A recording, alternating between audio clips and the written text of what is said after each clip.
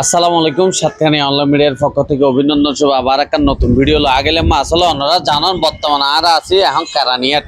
ইবলদে কারানিয়াট গুরসকর ওনারা দেখতে লাগেন কিন্তু বর্তমানে কারফি চলের আসলে কারফির হারানো মানুষ এখন ঘর তো বাইর নয় টুকটাক কিছু বাইরের যারা ডেলি ব্যবসা করে ডেলি চট্টগ্রাম থেকে আসা যাওয়া করে তারা কিছু চলাফেরা করে গাড়ি এত বড় নচলের ওনারা দেখতে লাগেন কারানিয়াট এই নিউ মার্কেটের মধ্যে এত বড় গাড়ি চলাচল নাই কিন্তু জিন টুকটাক সিএনজি আছে অটো রিক্সা আছে ইতারা চলা ইতারা আছে কিন্তু বড় গাড়ি চলাচল একদম টোটালি হম আসলে এখন কারফি জিন দিয়ে আসলে আর আল্লাহ খুব ভয়াবহ যারা আসলে গরিব মানুষ আছে ডেলি হাজ করে হাইতারা এখন হাজর মধ্যে করে নিতে পারে ব্যবসা বাণিজ্য এত খারাপ হইয়া হবের মতো নয় আসলে আর সামনের দিকে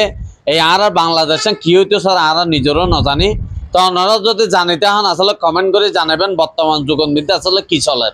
কি হইতো স্যার কি করতো স্যার আসলে যারা অসহায় আছে ডেলি হাজ করে হায় ডেলি হামে হাই ইতারা চলাফেরা ক্যাঙ্গর করিব